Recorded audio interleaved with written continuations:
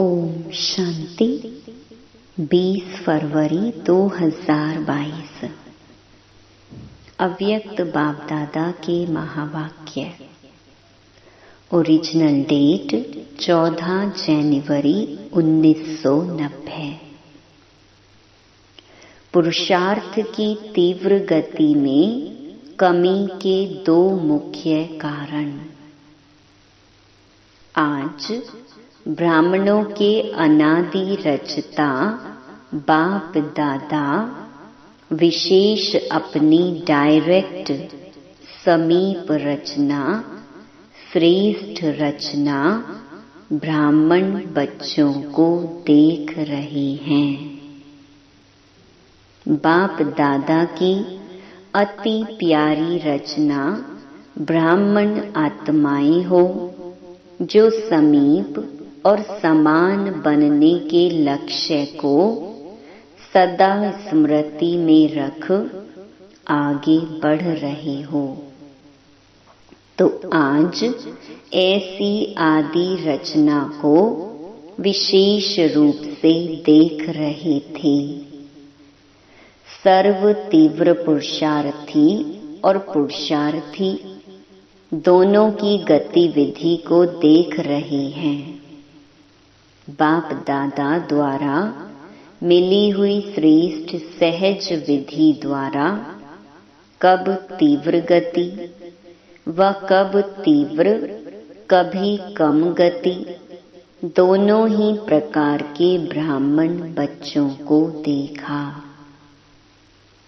पढ़ाई, पालना और प्राप्ति सबको एक जैसी एक द्वारा मिल रही है, फिर गति में अंतर क्यों?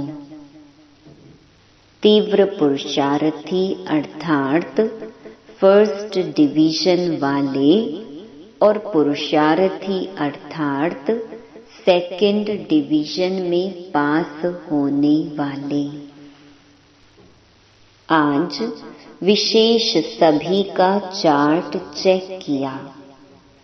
कारण बहुत हैं, लेकिन विशेष 2 कारण हैं। चाहे ना सबकी फर्स्ट डिवीजन की है, सेकंड डिवीजन में आना कोई नहीं चाहता, लेकिन लक्ष्य और लक्षण दोनों में अंतर पड़ जाता है। विशेष 2 कारण क्या देखे? एक, संकल्प शक्ति जो सबसे श्रेष्ठ शक्ति है, उसको यथार्थ रीति स्वयं प्रति व सेवा प्रति समय प्रमाण कार्य में लगाने की यथार्थ रीति नहीं है। दूसरा कारण, वाणी की शक्ति को यथार्थ रीति समर्थ रीति से कार्य में लगाने की कमी। इन दोनों में कमी का कारण है यूज के बजाय लूज। शब्दों में अंतर थोड़ा है, लेकिन परिणाम में बहुत अंतर पड़ जाता है। बाप दादा ने सिर्फ 3-4 दिन की रिजल्ट देखी, टोटल रिजल्ट नहीं देखी। हर एक की 3-4 दिन की रिजल्ट में क्या देखा? 50% अर्थात आधा आधा। संकल्प और बोल में दोनों शक्तियों के जमा का खाता 50%, आत्माओं का 40% और व्यर्थ व साधारण का खाता 60% देखा। तो सोचो जमा कितना हुआ? ज्यादा वजन किसका हुआ? इसमें भी वाचा के कारण मनसा पर प्रभाव पड़ता है। मनसा वाचा को भी अपनी तरफ खींचती है। आज बाप दादा वाणी अर्थात बोल की तरफ विशेष अटेंशन दिला रहे हैं, क्योंकि बोल का संबंध अपने साथ भी है और सर्व के साथ भी है। और देखा क्या, मनसा द्वारा याद में रहना है, उसके लिए फिर भी बीच बीच में प्रोग्राम रखते हैं, लेकिन बोल के लिए अलबेलापन ज्यादा है। इसीलिए बाप दादा इस पर विशेष अंडरलाइन करा रहे हैं। 2 वर्ष पहले बाप दादा ने विशेष पुरुषार्थ में, सेवा में आगे बढ़ने वाले महारथी आत्माओं को और सभी को 3 बातें बोल के लिए कही थी। कम बोलो, धीरे बोलो और मधुर बोलो। व्यर्थ बोलने की निशानी है, वह ज्यादा बोलेगा, मजबूरी से समय प्रमाण, संगठन प्रमाण अपने को कंट्रोल करेगा, लेकिन अंदर ऐसा महसूस करेगा जैसे कोई ने शांति में चुप रहने के लिए बांधा है। व्यर्थ बोल बड़े ते बड़ा नुकसान क्या करता है? एक तो शारीरिक एनर्जी समाप्त होती, क्योंकि खर्च होता है, और दूसरा समर्थ व्यर्थ जाता है। व्यर्थ बोलने वाले की आदत क्या होगी? छोटी सी बात को बहुत लंबा चौड़ा करेगा और बात करने का तरीका कथा मुहाफिक होगा। जैसे रामायण महाभारत की कथा इंटरेस्ट से सुनाते हैं ना, खुद भी रुचि से बोलेगा, दूसरे की भी रुचि पैदा कर लेगा, लेकिन रिजल्ट क्या होती? रामायण महाभारत की रिजल्ट क्या है? राम वनवास गया, कौरवों और पांडवों की युद्ध हुई, कहानी जैसा दिखाते हैं, सार कुछ भी नहीं, लेकिन साज बहुत रमणीक होता है, इसको कहते हैं कथा। व्यर्थ बोलने वाले माया के प्रभाव के कारण वह कमजोर आत्मा है, उन्हों को सुनने और सुनाने के साथ ही बहुत जल्दी बनते हैं।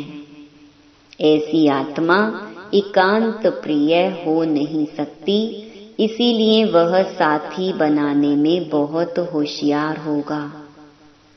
बाहर से कभी कभी ऐसे दिखाई देता है कि इन्हों का संगठन पावरफुल और ज्यादा लगता है, लेकिन एक बात सदा के लिए याद रखो कि माया के जाने का अंतिम चरण है। इसलिए विदाई लेते लेते भी अपना तीर लगाती रहती है, इसीलिए कभी कभी कहां कहां माया का प्रभाव अपना काम कर लेता है। वह आराम से जाने वाली नहीं है, लास्ट घड़ी तक डायरेक्ट नहीं तो इनडायरेक्ट, कड़वा रूप नहीं तो बहुत मीठा रूप, और नया नया रूप धारण कर ब्राह्मणों की ट्रायल करती रहती है। फिर भोले भाले ब्राह्मण क्या कहते? यह तो बाप दादा ने सुनाया ही नहीं था कि इस रूप में भी माया आती है। अलबेलेपन के कारण अपने को चेक भी नहीं करते और सोचते कि बाप दादा तो कहते हैं कि माया आएगी। आधा अक्षर याद रखते हैं कि माया आएगी, लेकिन माया जीत बनना है यह भूल जाते हैं। और बात व्यर्थ व साधारण बोल के भिन्न भिन्न रूप देखे। एक, सीमा से बाहर अर्थात लिमिट से परे हंसी मजाक। दूसरा, टोंटिंग वे। तीसरा, इधर उधर के समाचार इकट्ठा कर सुनना और सुनाना। चौथा, कुछ सेवा समाचार और सेवा समाचार के साथ सेवाधारियों की कमजोरी का चिंतन। यह मिक्स चटनी। और पांचवा, अयुक्ति युक्त बोल, जो ब्राह्मणों की डिक्शनरी में है ही नहीं। यह 5 रूपरेखाएं देखी। इन पांचों को ही बाप दादा व्यर्थ बोल में गिनती करते हैं।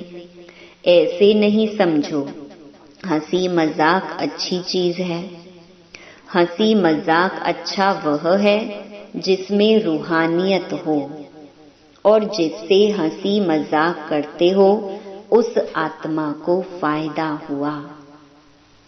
टाइम पास हुआ या टाइम वेस्ट गया।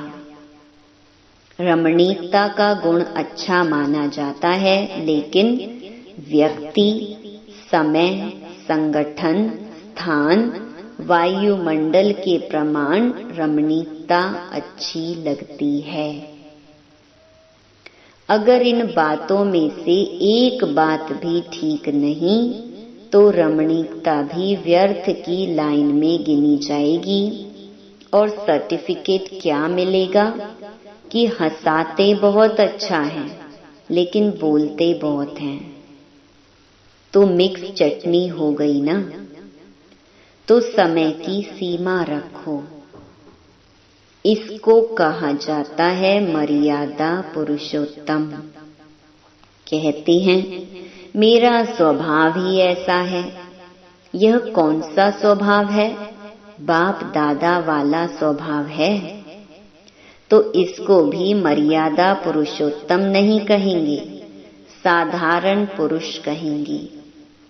बोल सदैव ऐसे हो जो सुनने वाले चात्रक हो कि यह कुछ बोलें और हम सुने। इसको कहा जाता है अनमोल महावाक्य। महावाक्य ज्यादा नहीं होते, जब चाहे तब बोलता रहे, इसको महावाक्य नहीं कहेंगे। तो सतगुरु के बच्चे मास्टर सतगुरु के महावाक्य होते हैं, वाक्य नहीं। व्यर्थ बोलने वाला अपनी बुद्धि में व्यर्थ बातें, व्यर्थ समाचार, चारों ओर का कूड़ा किचड़ा जरूर इकट्ठा करेगा, क्योंकि उनको कथा का रमणीक रूप देना पड़ेगा। जैसे शास्त्रवादियों की बुद्धि है ना, इसीलिए जिस समय और जिस स्थान पर जो बोल आवश्यक हैं, युक्ति युक्त हैं, स्वयं के और दूसरी आत्माओं के लाभदायक हैं, वही बोल बोलो। बोल के ऊपर अटेंशन कम है, इसीलिए इस पर डबल अंडरलाइन। विशेष इस वर्ष बोल के ऊपर अटेंशन रखो। चेक करो बोल द्वारा एनर्जी और समय कितना जमा किया और कितना व्यर्थ गया। जब इसको चेक करेंगे तो स्वतः ही अंतर्मुखता के रस को अनुभव कर सकेंगे। अंतर्मुखता का रस और बोलचाल का रस, इसमें रात दिन का अंतर है। अंतर्मुखी सदा भ्रकुटी की कुटिया में तपस्वी मूर्त का अनुभव करता है। समझा? समझना अर्थात बनना। जब कोई बात समझ में आ जाती है तो वह करेगा जरूर, समझेगा जरूर। टीचर्स तो हैं ही समझदार, तब तो भाग्य मिला है ना। निमित्त बनने का भाग्य, इसका महत्व अभी कभी कभी साधारण लगता है, लेकिन यह भाग्य समय पर अति श्रेष्ठ अनुभव करेंगे। किसने निमित्त बनाया, किसने मुझ आत्मा को इस योग्य चुना, यह स्मृति ही स्वतः श्रेष्ठ बना देती है। बनाने वाला कौन? अगर इस स्मृति में रहो तो बहुत सहज निरंतर योगी बन जाएंगे। सदा दिल में बनाने वाले बाप के गुणों के गीत गाते रहो तो निरंतर योगी हो जाएंगे। यह कम बात नहीं है। सारे विश्व की कोटों की कोट करोड़ों आत्माओं में से कितनी निमित्त टीचर्स बनी हो। ब्राह्मण परिवार में भी टीचर्स कितनी हैं, तो कोई में कोई हो गई ना। टीचर अर्थात सदा भगवान और भाग्य के गीत गाती रहीं। बाप दादा को टीचर्स पर नाज होता है, लेकिन राज युक्त टीचर्स पर नाज होता है।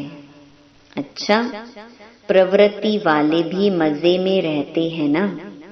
मूंझने वाले हो या मजे में रहने वाले हो, ब्राह्मण जीवन में हर सेकंड तन मन धन जन का मजा ही मजा है। आराम से सोते हो, आराम से खाते हो, आराम से रहना खाना सोना और पढ़ना। और कुछ चाहिए क्या? पढ़ना भी ठीक है या अमृत वेले सो जाते हो? ऐसे कई बच्चे करते हैं। कहेंगे सारी रात जाग रहे थे, सुबह को नींद आ गई। या एक सेवा करेंगे तो अमृत वेले को छोड़ देंगे। तो जमा क्या हुआ? एक्स्ट्रा जमा तो हुआ नहीं। एक तरफ सेवा की, दूसरे तरफ अमृत वेला मिस किया, तो क्या हुआ?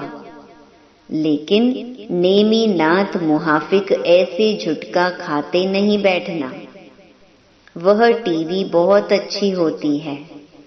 जैसे वह योग के आसन करते हैं ना, अनेक प्रकार के पोज बदलते रहते हैं, तो यहाँ भी ऐसे हो जाते हैं। सोचते हैं सहज योग है ना, इसीलिए आराम से बैठो। कईयों की तो ट्यून भी बाप दादा के पास सुनने में आती है। बाप दादा के पास वह भी कैसेट है, तो अब डबल अंडरलाइन करेंगे ना। फिर बाप दादा सुनाएंगे कि रिजल्ट में कितना अंतर पड़ा। अच्छा, चारों ओर के श्रेष्ठ लक्ष्य और श्रेष्ठ लक्षण धारण करने वाले तीव्र पुरुषार्थी आत्माओं को, सदा अपने बोल को समय और संयम में रखने वाले पुरुषोत्तम आत्माओं को, सदा महावीर बन माया के सर्व रूपों को जानने वाले नॉलेजफुल आत्माओं को, सदा हर सेकंड मौज में रहने वाले बेफिकर बादशाहों को, बाप दादा का याद प्यार और नमस्ते। अव्यक्त बाप दादा की पार्टियों से मुलाकात।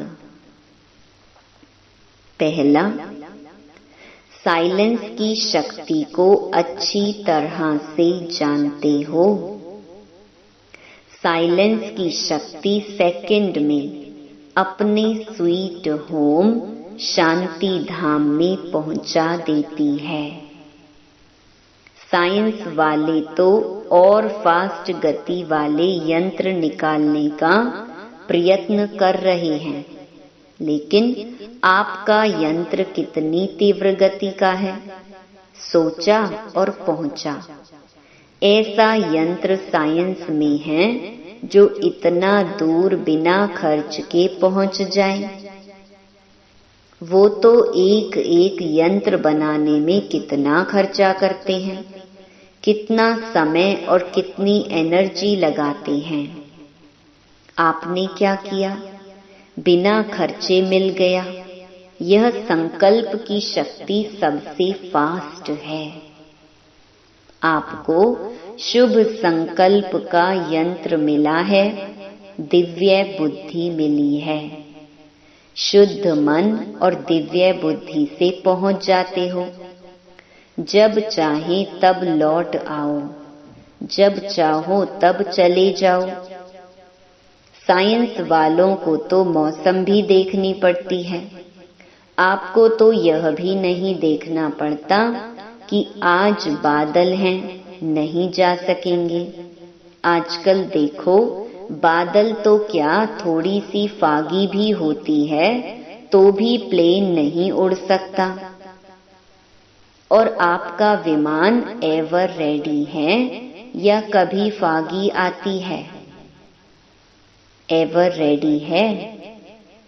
सेकंड में जा सकते हैं, ऐसी तीव्र गति है। माया कभी रुकावट तो नहीं डालती है। मास्टर सर्वशक्तिवान को कोई रोक नहीं सकता। जहाँ सर्व शक्तियाँ हैं वहाँ कौन रोकेगा? कोई भी शक्ति की कमी होती है तो समय पर धोखा मिल सकता है। मानो सहन शक्ति आप में है, लेकिन निर्णय करने की शक्ति कमजोर है। तो जब ऐसी कोई परिस्थिति आएगी जिसमें निर्णय करना हो, उस समय नुकसान हो जाएगा। होती एक ही घड़ी निर्णय करने की है, हाँ या ना, लेकिन उसका परिणाम कितना बड़ा होता है। तो सब शक्तियां अपने पास चेक करो। ऐसे नहीं ठीक है, चल रहे हैं, योग तो लगा रहे हैं, लेकिन योग से जो प्राप्तियां हैं वह सब हैं। या थोड़े में खुश हो गए कि बाप तो अपना हो गया। बाप तो अपना है, लेकिन प्रॉपर्टी वर्षा भी अपनी है ना? या सिर्फ बाप को पा लिया वो ही ठीक है? वर्षे के मालिक बनना है ना? बाप की प्रॉपर्टी है सर्व शक्तियाँ, इसीलिए बाप की महिमा ही है सर्वशक्तिवान ऑलमाइटी अथॉरिटी। सर्व शक्तियों का स्टॉक जमा है या इतना ही है कमाया और खाया बस? बाप दादा ने सुनाया है कि आगे चलकर आप मास्टर सर्वशक्तिवान के पास सब भिखारी बनकर आएंगे। पैसे या अनाज के भिखारी नहीं, लेकिन शक्तियों के भिखारी आएंगे। तो जब स्टॉक जमा होगा तब तो देंगे ना।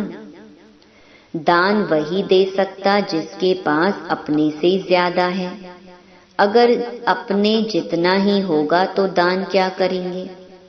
तो इतना जमा करो।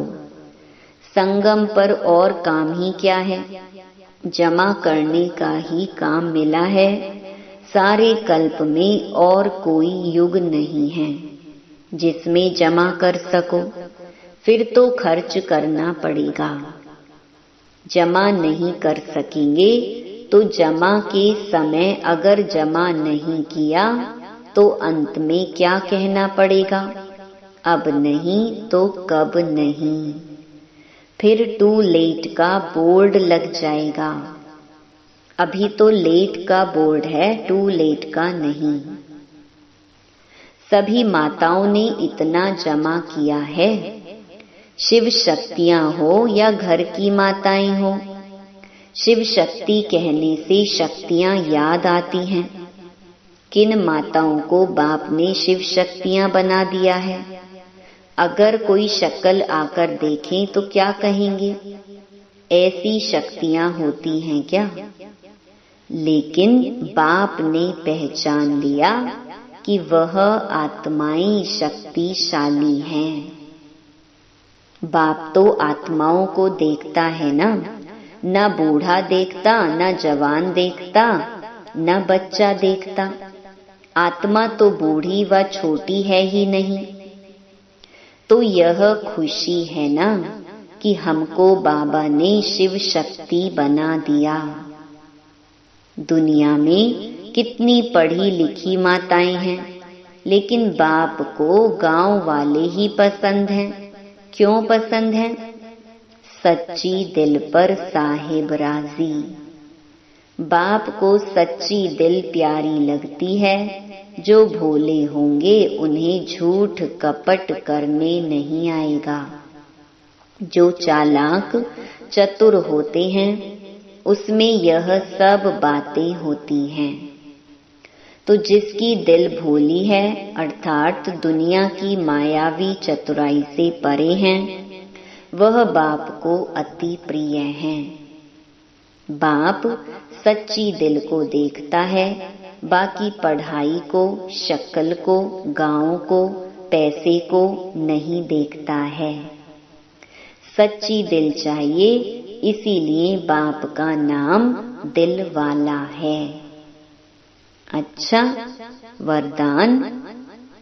दृढ़ निश्चय द्वारा फर्स्ट डिवीजन के भाग्य को निश्चित करने वाले मास्टर नॉलेजफुल भव। दृढ़ निश्चय भाग्य को निश्चित कर देता है।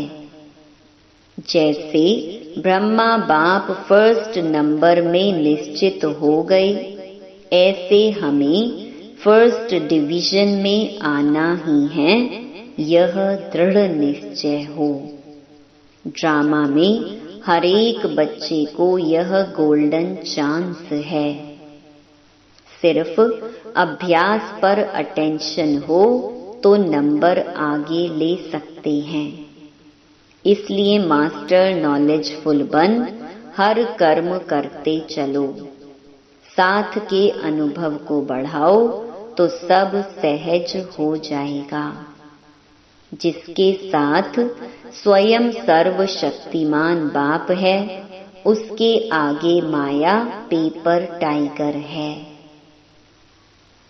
स्लोगन। स्वयं को हीरो पार्टधारी समझ बेहद नाटक में हीरो पार्ट बजाते रहो। ओम शांति।